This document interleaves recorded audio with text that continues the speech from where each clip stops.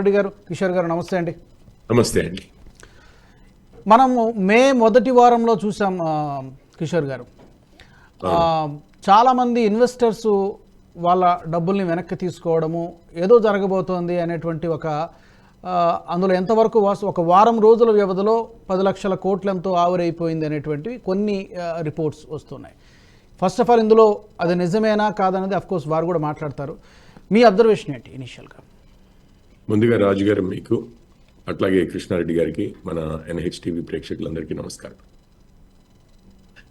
మీరు అంటే ఎలక్షన్ సమయంలో నార్మల్గానే ఈ ఎలక్షన్ రిజల్ట్ల తర్వాత, అంటే రిజల్ట్ రావడంతో ఏం జరుగుతుందో అనే ఇది అందరికీ ఆసక్తి ఉంటుంది, ప్లస్ అనుమానాలు కూడా ఉంటాయి.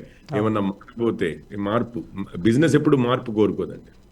కొత్త ప్రభుత్వం వచ్చింది, అది ఇంతకంటే బెటర్గా కూడా ఉండొచ్చు అని అనుమానం ఉన్నా కూడా, ఆశ ఉన్నా కూడా, ఎవరైనా కానీ ఎప్పుడైనా కానీ బిజినెస్లో మార్పు అనేది, మార్పుతో డీల్ చేయడం అనేది కాస్ట్లీ వ్యవహారం. సర్టనిటీ అంటే ఉన్నది ఉన్నట్లుగా మనకు క్లియర్గా విజిబిలిటీ ఉండడం అనేది బిజినెస్లో ప్లానింగ్కి అత్యంత అవసరమైన విషయం.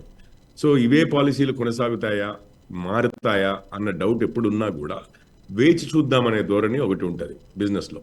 ఏ నిర్ణయాలు కూడా పెద్ద నిర్ణయాలు ఇప్పుడు తీసుకోవడం కాదు.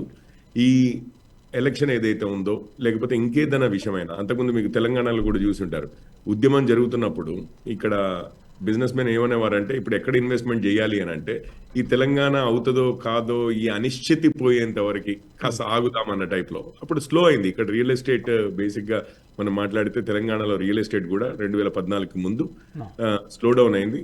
అందరూ అనుకున్నారు విభజన వల్ల ఇన్వెస్ట్ చేసేవారు చాలా మంది ఆంధ్ర నుంచి ఉంటారు, సో అక్కడికి వెళ్ళిపోతారు, కాబట్టి ఇక్కడ విభజన జరిగితే తెలంగాణలో, హైదరాబాద్లో వాల్యూ పడిపోతుంది అనుకున్నారు. కానీ అనిశ్చితి వల్ల జరిగిన నష్టం కన్నా అసలు యాక్చువల్లీ ఇక నిశ్చయం అయిపోయింది, తెలంగాణ ఏర్పడింది అన్న తర్వాత, అంత క్లారిటీ వచ్చిన తర్వాత మళ్ళీ బూమ్ వచ్చింది యాక్చువల్లీ రియల్ ఎస్టేట్లో, ఇక్కడ బిజినెస్ ఎన్వైరన్మెంట్లో.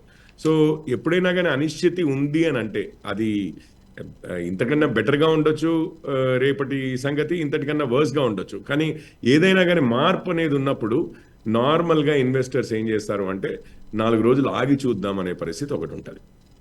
సో ఇప్పుడు ఇందులో అనిశ్చితి ఏముంది, బీజేపీ 400 పార్ అంటున్నారు కదా బీజేపీ వారు అని చెప్పి మీరు అనొచ్చు. మాకు ఆ నమ్మకం ఉంది, గ్యారంటీగా మళ్ళీ మోడీ గారి ప్రభుత్వమే రాబోతోంది అని చెప్పి మేము గంటాపదంగా చెప్పగలము. అండ్ ఇప్పటివరకు 4 ఫేజుల్లో జరిగిన తీరుని చూసి కూడా బీజేపీ అయితే, మేమైతే తప్పనిసరిగా ఈసారి మళ్ళీ ప్రభుత్వం ఏర్పడేది బీజేపీ ప్రభుత్వమే అండ్ మోడీ గారి ఆధ్వర్యంలోనే అని. ఇప్పుడు 2 విషయాలు ఇక్కడ గమనించాలి. ఒకటి ఏంటంటే, నార్మల్గా అనిశ్చితి వల్ల కొంతమంది ఇదవ్వడమే కావచ్చు, అంటే కొంత మెతకబడిపోవడమే ఇన్వెస్టర్స్ అనేది, అది ఒకటి కావచ్చు.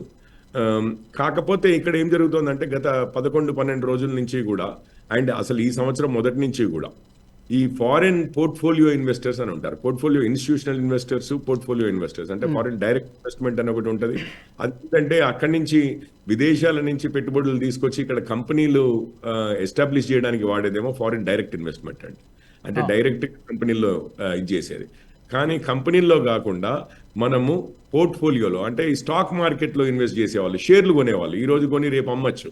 కానీ అదే ఒక యాపిల్ కంపెనీయో లేకపోతే ఫాక్స్కానో ఇక్కడ కంపెనీ పెట్టింది అని అనుకోండి, ఒక ఫ్యాక్టరీ పెట్టింది అనుకోండి, దానికి 1000 కోట్లు ఖర్చు అవ్వచ్చు కాక, 100 కోట్లు ఖర్చు అవ్వచ్చు కాక, కాకపోతే రేపు పొద్దున్నే తీసేయాలంటే మళ్ళీ ఫ్యాక్టరీ అంత ఈజీగా మూసేసి వాపస్ తీసుకెళ్ళడానికి అంత ఈజీ కాదు. కానీ ఈ పోర్ట్ఫోలియో ఇన్వెస్ట్మెంట్స్ ఏంటంటే ఈ స్టాక్ మార్కెట్ లాంటి వాటిల్లో ఇన్వెస్ట్ చేస్తారు. అది ఈరోజు పొద్దున కొని మధ్యాహ్నం కల్లా కూడా అమ్మేసి అంత ఈజీగా ముందుకు ఇన్వెస్ట్ చేయడమే కానీ, తీసుకెళ్లడమే కానీ, అంత ఈజీగా డిజిన్వెస్ట్ చేయడమే కానీ అంత ఈజీగా జరిగేది.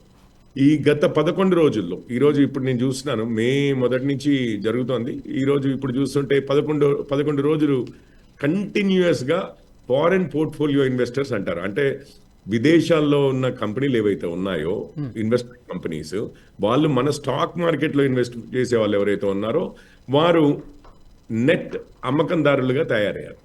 అంటే మార్కెట్లో నుంచి డబ్బులు బయటికి తీస్తున్నారు షేర్లు అమ్మేసి. సో దానివల్ల కొంత కుదుపు వచ్చింది. యాక్చువల్లీ నిజంగా చెప్పాలంటే స్టాక్ మార్కెట్లో కొంత వాల్యూ కోల్పోవడం జరిగింది. కానీ దీనికి ధీటుగా ఏమవుతుంది అని అంటే, ఇండియన్ ఇన్స్టిట్యూషన్ ఇది పోర్ట్ఫోలియో ఇన్వెస్టర్స్ ఉంటారు కదా, ఇన్స్టిట్యూషనల్ ఇన్వెస్టర్స్ బేసిక్గా స్టాక్ మార్కెట్లో ఇన్స్టిట్యూట్ చేసి డొమెస్టిక్ ఇన్వెస్టర్స్ అంటాం. అది ఫారిన్ ఇన్వెస్టర్స్ అయితే వీళ్ళు డొమెస్టిక్ ఇన్వెస్టర్స్. డొమెస్టిక్ ఇన్వెస్టర్స్ పెంచుకుంటూ పోతున్నారు వాళ్ళ పొజిషన్. అంటే ఒక రకమైన పర్సెప్షన్లో మార్పు ఉందనుకోవచ్చు. అంటే ఫారిన్ కంపెనీస్, అంటే even before I go to the next step నేను చెప్తున్నాను, అడుగడుగు చెప్తున్నాను. ఫారిన్ ఇన్వెస్టర్స్ బేసిక్గా ఈ అనిశ్చితి ఏదైతే ఉందో అని నమ్మడం ఎక్కువగా జరుగుతుండొచ్చు. ఇది అనిశ్చితి అయిపోయిన తర్వాత, మనం ఎన్నికలు అయిపోయిన తర్వాత చూద్దాంలే అని.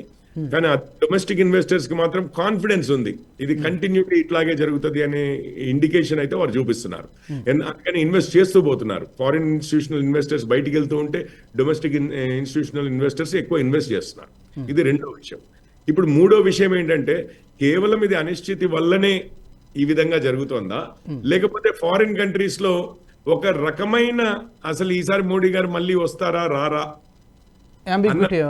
అనుమానాలు క్రియేట్ చేయడానికే ఇది జరుగుతోందా అనేది ఇంకొక విషయం. డొమెస్టిక్ ఇన్వెస్టర్స్ ఎక్కువ పెంచుతూ పోతున్నారు, అంటే ఇన్వెస్ట్ చేస్తూ పోతున్నారు, వాళ్ళకు ధైర్యంగానే ఉన్నారు. మరి ఫారిన్ ఇన్స్టిట్యూషనల్ ఇన్వెస్టర్స్, అంటే ఈ పోర్ట్ఫోలియో ఇన్వెస్టర్స్, షేర్ మార్కెట్లో ఇన్వెస్ట్ చేసే వాళ్ళు ఎవరైతే ఉన్నారో వాళ్ళు ఎందుకు ఇప్పుడు మనీ తీసేసుకుంటున్నారు? అది దీనికి పర్యవసానమా, అనిశ్చితి ఉందన్న దానికి పర్యవసానమా, లేకపోతే అనిశ్చితిని క్రియేట్ చేయడానికే కాన్స్పిరసీ జరుగుతుందా? అది థర్డ్ పాయింట్ అండి. ఇంకా ఇందులో వేరియస్ విధాలుగా మనం ఇంటర్ప్రిట్ చేయొచ్చు. కాకపోతే నెట్ ఏంటంటే ఫారిన్ ఇన్స్టిట్యూషనల్ ఇన్వెస్టర్స్ కొంచెం పొజిషన్స్ తగ్గిస్తున్నారు. కాకపోతే దానికి ధీటుగానే డొమెస్టిక్ ఇన్స్టిట్యూషనల్ ఇన్వెస్టర్స్ ఇన్వెస్ట్ చేస్తున్నారు. ఇక్కడున్న కంపెనీలు వీరంతా కూడా ధైర్యంగా ఉన్నట్టుగా అనిపిస్తుంది. ఈ రోజు కూడా ఐ థింక్ 1-2 రోజులు స్టాక్ మార్కెట్లో డౌన్ వెళ్ళడము, చాలా రోజులే ఈ మధ్య డౌన్ వెళ్ళడము జరిగింది. బట్ తర్వాత మళ్ళీ బౌన్స్ బ్యాక్ అయింది. సో మళ్ళీ తిరిగి ఇండెక్స్ పైకి రావడము జరుగుతోంది. సీసా అంటే పైకి కిందికి అన్నట్లుగా ఉంటుంది. ఒకవేళ కేవలం అనిశ్చితి వల్లే అయితే మాత్రము ఏమంటే ఈ ఎలక్షన్లు అయిపోగానే ఇమీడియట్ గా మీకు ఆ స్టెబిలిటీ రిజల్ట్స్ రాగానే, రిజల్ట్స్ వచ్చి ఒకవేళ బీజేపీ ప్రభుత్వమే వచ్చింది అని అంటే బీజేపీ వారి పాలసీస్ ఏంటి అనేది అందరికీ తెలిసిన విషయం చేయబట్టి ఇమీడియట్ గా అంతకుముందున్న రేంజ్ లో కన్నా మార్కెట్ ఎక్కువ ఇండెక్స్ ఎక్కువ పెరిగే అవకాశం ఉంటుంది. ఎందుకంటే ఈ అనిశ్చితి అంతా పోయింది, దాన్ని డిస్కౌంట్ చేసిన ఇదంతా పోయింది చేయబట్టి ఇప్పుడు పెరిగే అవకాశం ఉంటుంది.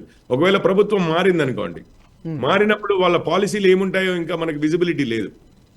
కాబట్టి ఒకవేళ అట్లాంటిది జరిగితే మాత్రం తగ్గే అవకాశం ఉంటుంది. కాకపోతే ఈ రోజున్న మార్కెట్ కండిషన్లో ఏంటంటే విదేశీ కంపెనీలు మాత్రము ఈ అనిశ్చితి ఉన్నట్టుగా భావిస్తున్నట్టు అనుకోవాలి. దేశీ కంపెనీలు మాత్రం లేదు, మాకు చాలా ధైర్యంగా ఉన్నాయి. ఇన్వెస్టర్స్ మాత్రం, ఇక్కడున్న పెట్టుబడిదారులు మాత్రం లేదు, మేము చాలా ధైర్యంగా ఉన్నాము, ఇదే ప్రభుత్వం ఇలాగే కొనసాగుతుందని, లేకపోతే ఇవే పాలసీస్ కొనసాగుతాయన్న ధైర్యాన్ని మాత్రం వీళ్ళు వ్యక్తం చేస్తున్నారు. నేను జూన్ 4వ తారీఖు రోజు తప్పనిసరిగా మీకు స్టాక్ మార్కెట్ చాలా పాజిటివ్ గా వెళ్తుంది అని నా అనుమానం అండి. ఎందుకంటే ఇది బీజేపీయా, కాంగ్రెసా, లేకపోతే ఇతర రాజకీయాలా అని కాదు, అనిశ్చితి అనేది వీడిపోబోతోంది చేయబట్టి తప్పనిసరిగా ఆ రోజు మాత్రం సరిగా ఎదుగుతుంది. ఆఫ్ కోర్స్ గవర్నమెంట్ చేంజ్ అయితే మాత్రం చెప్పలేము, ఆ రోజు వరకు కాదు, ఇంకొక 2 రోజులు, 2 నెలలు, 3 నెలలు కూడా స్టాక్ మార్కెట్ అట్లాగే కొంచెం మందకొడిగానే ఉండి యాక్చువల్లీ పోవడానికి, ఈవెన్ కిందికి పోవడానికి కూడా అవకాశాలు ఉంటాయి. ఎందుకంటే వచ్చే ప్రభుత్వం ఏ విధంగా ఎటువంటి పాలసీలు ఎత్తుకుంటుంది అనేది మనకి ఎవరికి అవగాహన లేదు చేయబట్టి కొంచెము అనుమానాలు. ఎస్పెషల్లీ ఈ మధ్య రాజీవ్ గాంధీ గారు రీడిస్ట్రిబ్యూషన్ అంటున్నారు, వాళ్ళ దగ్గర నుంచి తీసుకుని అని అంటే ఎక్కువగా కొద్ది మంది దగ్గరలోనే కొన్ని కంపెనీలే ప్రాఫిట్లన్నీ సంపాదిస్తున్నాయి, వాళ్ళే ఆస్తులు పెంచుకుంటున్నారు అని అంటున్నారు.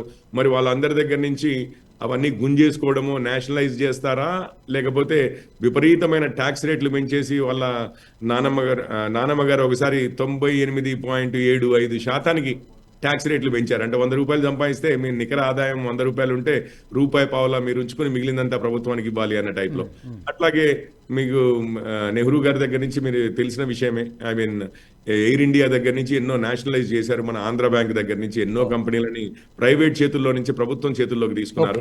మరి వీరు అనే పునః పంపిణీ అనేది అంటున్నారో మరి అది ఈ కార్పొరేట్ శక్తుల నుంచి, కార్పొరేట్ కంపెనీలని, అట్లాగే మధ్యతరగతి ఆ పైన ఉన్న వారి దగ్గర నుంచి మరి ఏ విధంగా ప్రభుత్వం మరి మొత్తము వారి ఆస్తుల్లో వాటాని కొంతైనా కానీ గుంజుకుని మిగిలిన వారందరికీ పంచుతామని అంటున్నారు. మరి ఎవరి దగ్గర నుంచి ఏం గుంజుకుని ఎట్లా పంచుతారు, ఈ పాలసీలన్నీ క్లియర్ అయ్యేంత వరకు అంతవరకు మళ్ళీ మార్కెట్లు లేచే అవకాశం అయితే ఉండదు. ఓకే కిషోర్ గారు, ఈ వీడియో మీకు నచ్చినట్టయితే లైక్ చేయండి, 10 మందికి షేర్ చేయండి. అలాగే కామెంట్ల రూపంలో మీ అభిప్రాయాలను మాతో పంచుకోండి. Nationalist hub group of channels ను సబ్స్క్రైబ్ చేసుకుని తెలుగునాట జాతీయవాద జర్నలిజాన్ని ప్రోత్సహించండి. ఈ వీడియో కింద ఉన్న బెల్ ఐకాన్ పై క్లిక్ చేయడం మర్చిపోవద్దు.